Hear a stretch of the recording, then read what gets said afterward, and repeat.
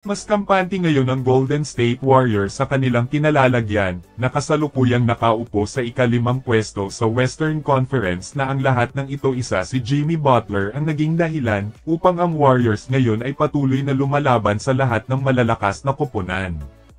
Ang Warriors ay sumasandal sa kanilang pangunahing core na si Stephen Curry na ang naghahari ngayon sa 3-point area, pinatunayan ni Steph Curry sa lahat na wala pa ring mahina sa kanya.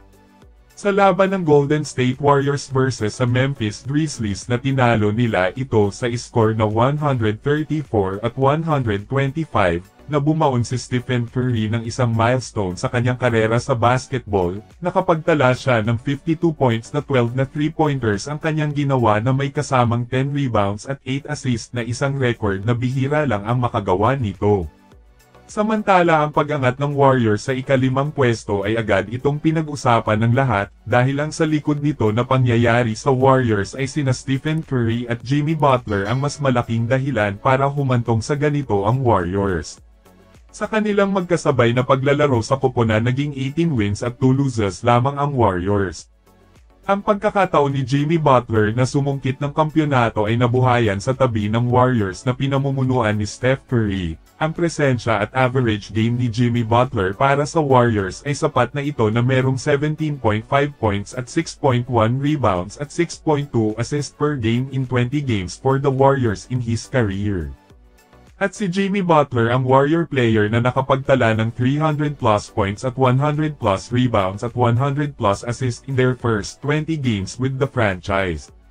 Ito naman ang inaasahan kay Anthony Davis na mas lalakas pa dahil sa kanilang sitwasyon ngayon na parang binuhusan ng kamalasan ang Dallas Mavericks. Matapos e-trade si Luka papunta sa Lakers ay dumaan din sila sa halos lahat ng magagaling na player sa kanila ay nasa list ng injury, na hindi makakalaro at bukod dyan may masakit pa na pangyayari sa Dallas nang ma-injured naman si Kyrie Irving at expected na mawawala sa season na ito, literal na hindi makakalaro si Kyrie Irving dahil sa ACL injury na nangangailangan ng mahabang oras para sa pahinga at pagpapagaling.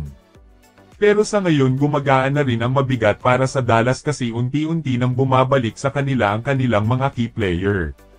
May isang pasabog si Anthony Davis sa lahat ito yung nakalaban ng Dallas ang Atlanta Hawks na kung saan tinalo nila ito sa score na 120 at 118, na kung saan bumagsak si Anthony Davis ng 34 points 15 rebounds at 2 assists na siya ang dahilan para sa panalo ng Dallas Mavericks dahil sa kanyang game-winning shot. Ipinapakita at ipinaparamdam ng Dallas Mavericks sa lahat na may pagkakataon pa silang makapasok sa playoffs or makipaglaban sa play-in tournament. Sa ngayon kasi currently nakaupo sila sa ika-9 na pwesto sa Western Conference na makikita naman natin lahat na hindi sumusuko ang Dallas Mavericks na umaasa pa rin sa kanilang player na natitira. Sa pagkakataon na ito mukhang si Anthony Davis ang magiging ulo ngayon ng Dallas matapos mawala si Kyrie Irving dahil sa injury, pero ang malaking tanong naman dito kung hanggang kailan at ang kakayahan ni Anthony Davis na dalhin ang Dallas na itawid sa playoffs, or hanggang saan ang kaya ni Anthony Davis na dalhin ang Dallas Mavericks sa itaas. Na ang dating koponan na pinaghihirapan ni Luka at Kyrie Irving na ngayon parang pinapasan na ni Anthony Davis.